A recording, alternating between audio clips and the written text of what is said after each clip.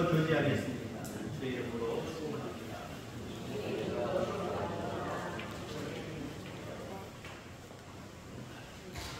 날씨가 많이 따뜻해졌습니다.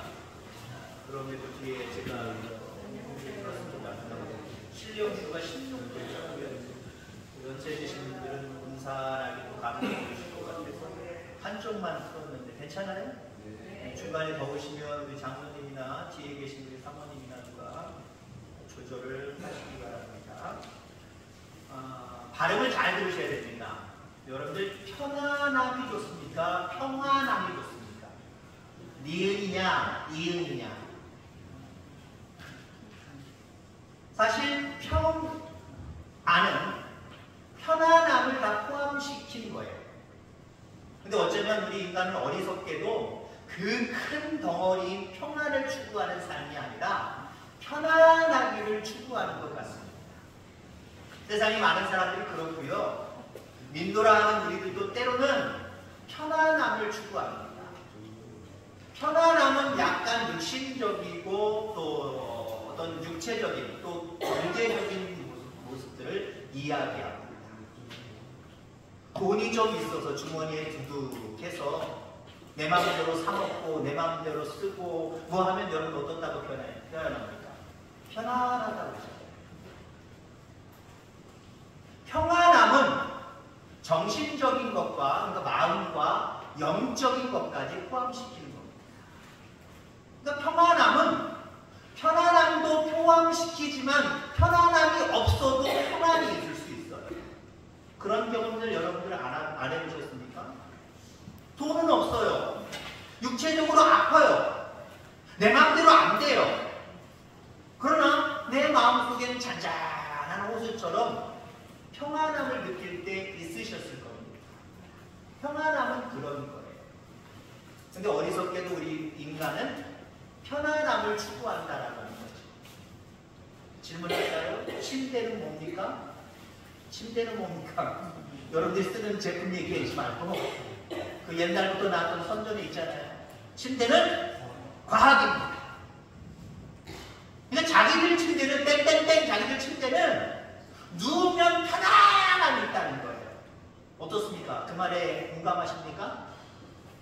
거짓말이죠.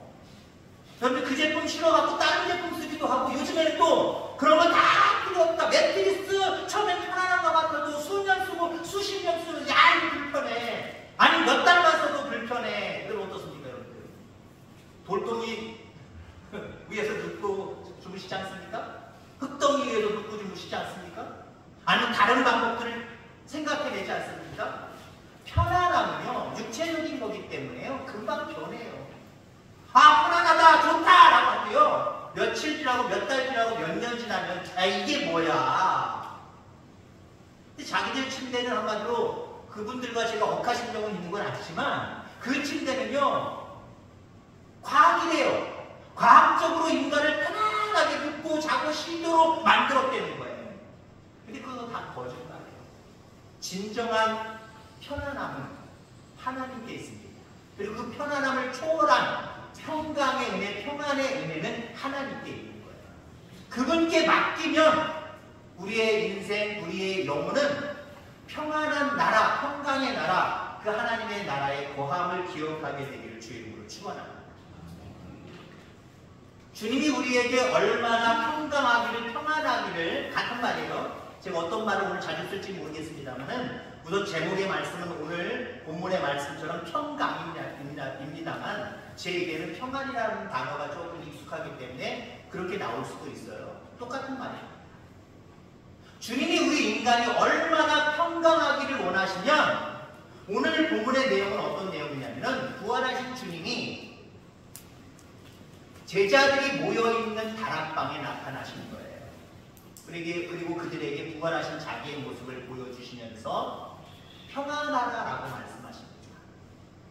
물론 처음에 나타나셔서 보여주시기 이전의 말씀으로 평안이 있을지어다 라고 말씀하고 있고요. 또 부활하신 자기의 모습들을 보여주면서도 또 너희에게 평안이 있을지어다 라고 말씀하고 있다는 거예요. 두 번 반복해서 말씀하고 계시죠. 그만큼 우리 주님은 우리 하나님의 자녀들이 평안하기를, 평강하기를 원하시고 계심을 기억하게 되기를 주의 이름으로 축원합니다. 제자들은 사실 이 예수님이 나타나시기 전까지 불안불안했거든요. 그 불안불안하다라고 하는 모습을 오늘 본문에서, 짧은 본문에서 쉽게 알아볼 수 있어요. 예수님을 따르던 자들이 자기들끼리 골방에, 다락방에 모여있다는 거예요. 그리고 어떻게 됐어요? 문을 닫았다고 했어요.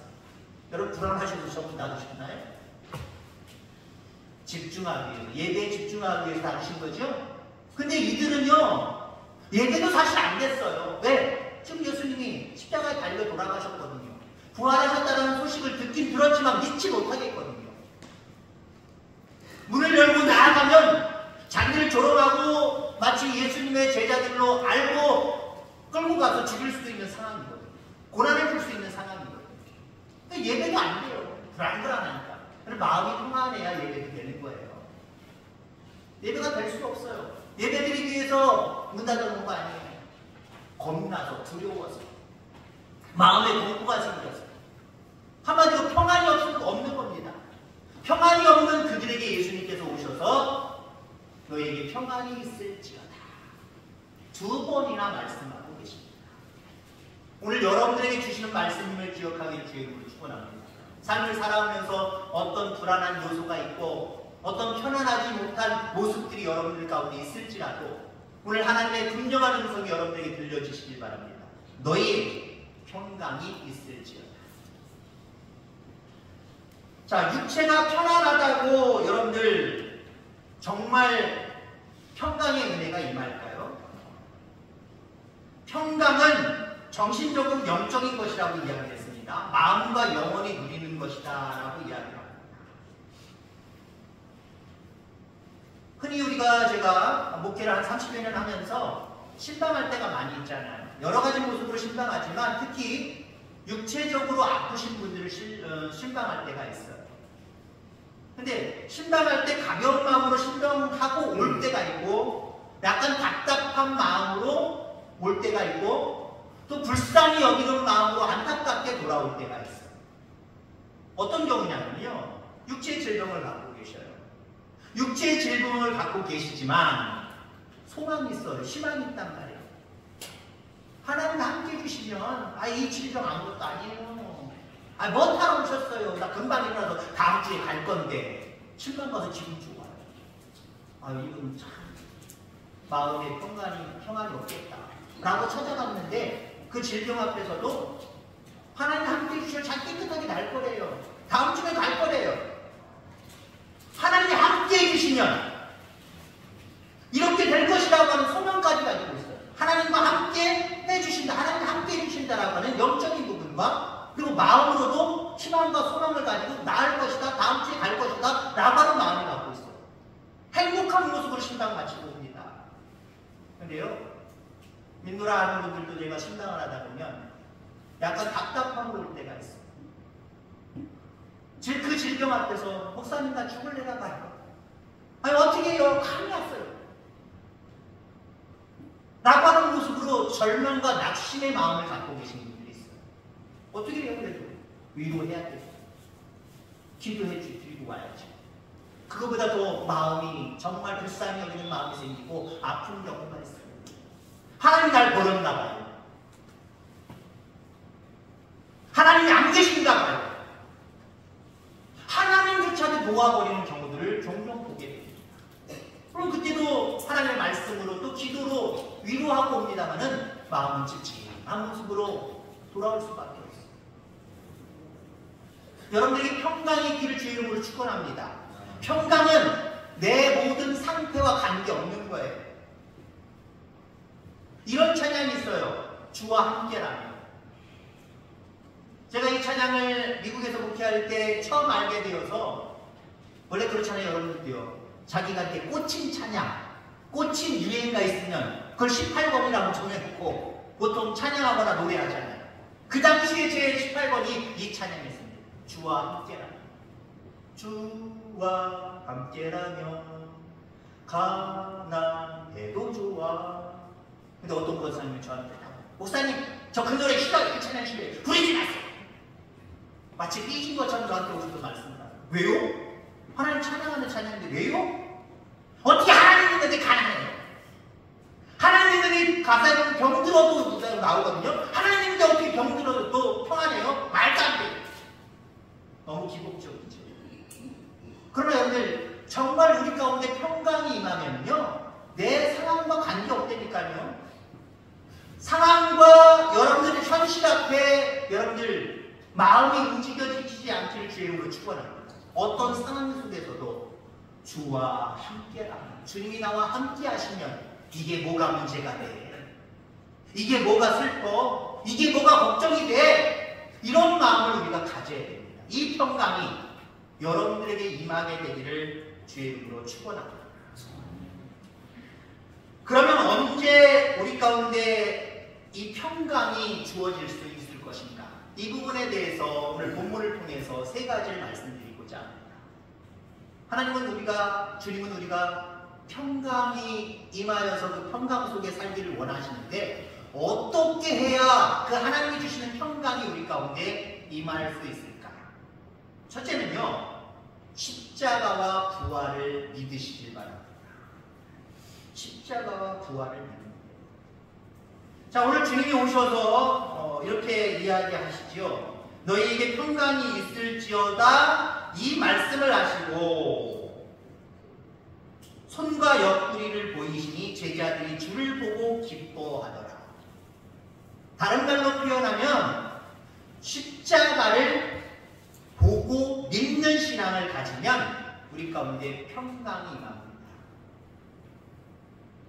오늘 제자들이 부활하신 주님의 그 모습을 보고, 꼭 거기에 보고라는 말 속에는 믿었다라고 하는 의미도 내포되어 있어요.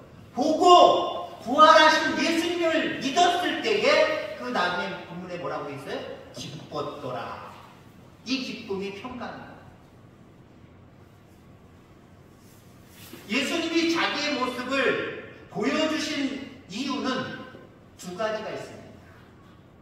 두 가지를 증명하기 위한 거예요. 우선은 자기 존재를 증거하기 위한 겁니다. 증명하기 위한 겁니다. 내가 예수다. 너희들 3년과 쫓아다닌 예수다. 바로 며칠 전에 십자가에 달려 죽은 나 예수다. 그 못자국을 보여주시고 창자국을 보여주시고 가시면과 자국을 보여주셨습니다. 제자들이 알 거 아니에요. 예수님이 어떻게 십자가에 달려 돌아가셨는지, 며칠 전에 어떻게 달려 돌아가셨는지 알 거 아니에요. 그런 상처가 있는 사람이 그렇게 흔합니까? 동자 3년 동안 같이 쫓아다녔는데 얼굴이, 눈을 감아도 예수님의 얼굴을 그릴 정도인데 모르겠습니까? 그러나 상세하게 구체적으로 고난당하신 그 모습을 보일 때에 아, 예수님 맞구나. 내가 부활을 의심해서는 안 되겠구나. 예수님 맞구나. 예수님 존재에 대해서 우선 확신했을 거예요. 두 번째 증거는 무엇이냐? 예수님이 왜 자기 자신을 그렇게 보여주셨느냐? 나 부활했어. 이걸 보여주신 거예요. 분명히 난 십자가에 달려 죽을 때 상처들 다 알지? 그 상처 그대로 갖고 있는 나 예수야. 근데 지금 너희들 앞에 어떻게 있어? 살아있잖아. 살아있잖아. 내가 예수님과 내가 다신 삶을 제자들에게 보여주신 거예요. 그것을 보고 믿을 때에 그들 가운데 기쁨이 있더라. 평강이 있더라. 그렇습니다. 세상에서 아무리 어떠한 방법과 어떠한 상황 속에서 우리가 평강하기를 찾는다고 한다면 어리석은 자들. 전에 한번 그런 예화를 드린 적이 있습니다. 돼지코가 왜 짝짝하게 생겼는가? 과학적인 이야기는 아니고 그냥 우스갯소리로 나오는 거지. 어떻게 하다 보니까 돼지가 본사에서 빠져나왔어요. 빠져나오니까 생고생이죠. 왜? 가만히 있으면 주인이 밥 줄 텐데 나와보니까 밥 먹을 게 없어요. 먹을 양식이 떨어졌어요. 그래서 먹을 걸 찾으러 다니다가 보니까 장독대 밑에 감나무가 있는데 감나무가 또 연글어서 감이 연글어서 뚝 떨어지는 홍시가 그걸 냄새 맡고 먹었어요. 너무 맛있잖아요. 너무 맛있으니까 어떻게 했어요? 또 먹고 싶잖아요. 그 찌그러진 거 하나 먹어봐야 배 차니까 돼지가 절대로 양이 차지 아득하지 않죠. 또 찾은 거예요. 어떻게 찾았겠습니까? 냄새로 찾은 거예요. 코를 갖다 대고 땅에다 갖다 킁킁킁 하면서 그 달콤한 냄새를 찾기 위해서 막 킁킁킁 거려요. 그래서 돼지가 납족하게 됩니다. 어디를 바라봐야 됐습니까? 어디를? 적어도 위를 쳐다봐야죠. 그리고 감나무 하나 쫙 한번 치든가 그래야 뭔가 떨어질 거 아닙니까? 위를 안 쳐다보고 아래를 쳐다보고 있어요. 여러분 그렇습니다. 평강은 이 세상을 바라보면 어디서 내가 평강의 은혜를 누릴 수 있을까 찾아보세요. 여러분들도 혹시 돼지코가 될지 몰라요. 평강은 하늘로부터 내려오는 거예요. 우리 장로님 중에서 같이 찬양한 거지. 하늘 위에서 내려오네. 부활하신 그 주님으로부터 내려옴을 기억하기를 주의 이름으로 축원합니다. 그 예수님을 믿을 때에, 그 예수님의 부활을 믿을 때에 우리에게 평강이 임하는 거예요. 이 믿음이 저와 여러분 가운데 있게 되기를 주의 이름으로 축원합니다. 또 평강의 은혜가 언제 임하느냐? 오늘 예수님이 이렇게 말씀하십니다. 두 번째 평강에 대해서 이야기하실 때 아버지께서 나를 보내신 것 같이 나도 너희를 보내노라. 복음을 증거할 때 우리에게 평강입니다. 예수님의 부활과 예수님의 또 영원한 그 핏값을 많은 사람들에게 증거할 때, 십자가의 고난과 부활을 증거할 때 우리 속에 평강이 이 마음을 기억하게 되기를 주의 이름으로 축원합니다. 희한하게도요, 복음적인 삶을 살지 않으면요 평강을 잃어버려요. 상실해버려요. 근데 복음적인 삶을 살면요 나도 모르게 하늘로부터 내려온 그 평강이 내 마음과 내 삶 가운데 풍성하게 지배하게 되어 있어요. 그래서 복음을 증거하며 살아가는 저와 여러분들 다 되기를 주의 이름으로 축원합니다. 믿는 자 안에는 뭐가 계세요? 성령님께서 임재하십니다. 성령님께서는 방향성을 가지고 우리를 인도하십니다. 어떤 방향성일까요? 두 가지 방향성이 있어요. 성령의 충만함 속에 살아가는 자들에게 두 가지 방향성이 있는데, 하나는 하나님을 향한 예배입니다. 우리 속에 성령이 충만하면요 날마다 예배자의 삶을 살려고 애쓰고 힘써요. 두 번째는 이웃에 대한, 그리고 많은 사람들을 향한 봉사와 전도의 모습들이 우리에게 생기게 되어 있습니다. 좀 이따 성령에 대한 이야기를 마지막에 할 겁니다만은 여러분 성령 충만하시기 바랍니다. 성령 충만하면 올바른 예배자가 되고 복음을 증거하는 복음 증거자가 됩니다. 이럴 때 우리 속에 평강의 은혜가 넘치는 거예요. 우리가 예배를 드리지 않으면 성령을 소멸하게 됩니다. 마찬가지로 복음을 증거하지 않을 때도 우리 속에 평강이 점점 사라지게 되어 있습니다. 예배에 집중하고 또 복음 전도자의 삶을 온전히 살아감으로 여러분들 온전히 평강의 은혜를 충만히 누리게 되기를 주의 이름으로 축원합니다. 그리스도인들은요 주님으로부터 세상으로 파송받은 자의 의식을 가지고 살아가야 돼요. 여행자의 마음과 그리고 어떤 파송받은, 지금으로 얘기하면 어떤 회사의 일원으로서 그 회사에서 예를 들어서 해외로 여러분들을 출장 보냈다고 생각해 보세요. 출장자와 여행자의 마음과 행동은 다르게 되어 있어요. 여행자는 어떻게 됩니까? 여행자는 가서 마음껏 즐기고 보고 사고 먹고 그러면 되는 거예요. 그러면 되는 거예요. 최대한 그래야 행복한 여행이 될 수 있겠지요. 근데 우리가 이 땅을 살아가면서 여행자의 관점을 가지고 삶을 살아가지 마시길 바랍니다. 여행자의 의식을 가지고 살아가지 마시길 바랍니다.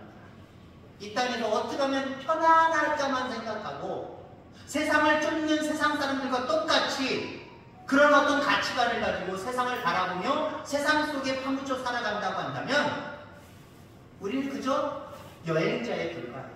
그에게는 상급도 없고요. 이 땅에 살아가는 동안 평강의 은혜도 임하지 않아요.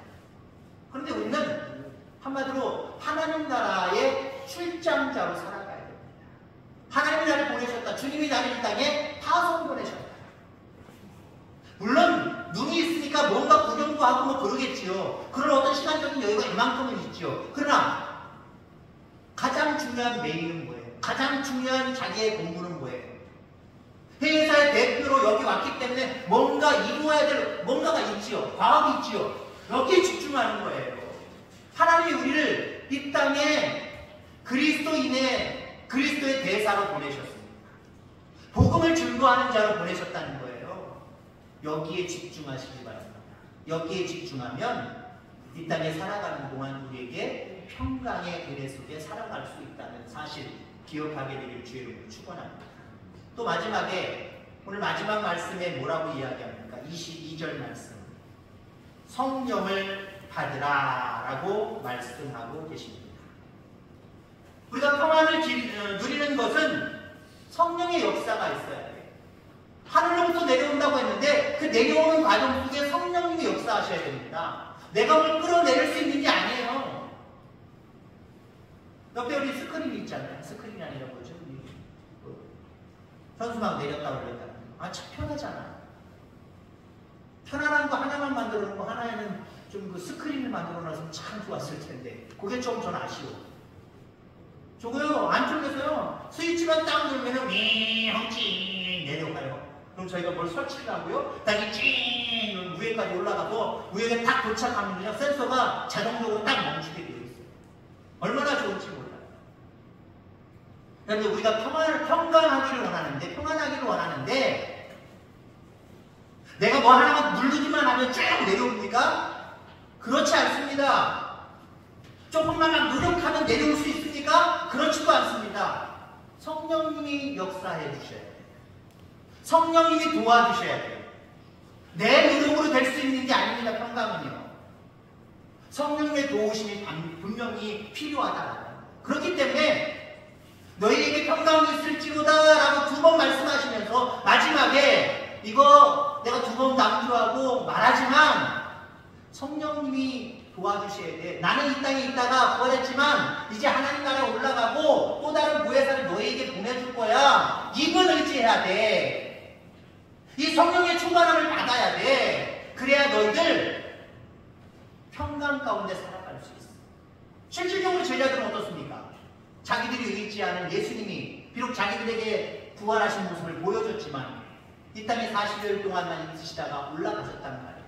그런데 성령이 임했고 그 성령이 그들 마음속에 충만히 임함을 그들은 경험할 수 있었습니다. 그들부터 그들은 정말 평강의 은혜 속에 살아갑니다. 아무것도 두려워하지 않아요. 아무것도 걱정하지 않아요. 돌 맞을 거, 감옥에 갇힐 거, 또 죽임당할 거 걱정하지 않아요. 왜? 성령님께서 도우심 가운데 내려주신 그 평강의 은혜가 넘쳤기 때문에 담대할 수밖에 없었던 거예요. 담대하게 복음을 증거하고 담대하게 예수님의 십자가와 부활을 증거합니다. 평강이 없으면 가능하지 않은 일이에요. 여러분 가운데 성령의 충만함이 있게 되기를 주의 이름으로 축원합니다. 성령님은 우리를 가장 좋은 상태로 좋은 곳으로 인도하시는 분입니다. 여러분 어떤 부분이 가장 좋은 곳이고 좋은 상태입니까? 앞서서 처음 거를 가지고 오면 돈이 좀 넉넉하고 내 모든 물질적인 게 넉넉해서 내 육체가 편안하면 그게 좋은 곳입니까? 어떠한 상황일지라도 그저 나와 함께 하시는 그 하나님의 은혜 때문에 기쁨이 넘쳐나는 그 삶이 정말 좋은 곳입니다. 그 좋은 곳으로 성령님이 여러분들을 인도해 가실 줄 분명히 믿습니다. 그 하나님을 절대로 신뢰하고 의지하며 살아가기를 주의 이름으로 축원합니다. 그렇습니다. 평강은 하나님께서 잡고 계시다는 거예요. 그 하나님 앞에 구할 수 있게 되기를 주의 이름으로 축원합니다. 세상에 다른 곳에 널려있거나 다른 곳에 숨겨져 있는 게 절대 아닙니다. 평강의 은혜는 하나님 손에 있다는 거예요. 그 하나님 앞에 예배를 통해서 나아가고 복음 증거를 통해서 나아가고 성령의 충만함으로 나아가시길 바랍니다. 그래서 하나님께로부터 옛따라 하고 부어받는 우리의 품에 안겨주시는 그 모습을 경험하는 저와 여러분들 다 되어지기를 주의 이름으로 축원합니다. 기도하겠습니다. 하나님 아버지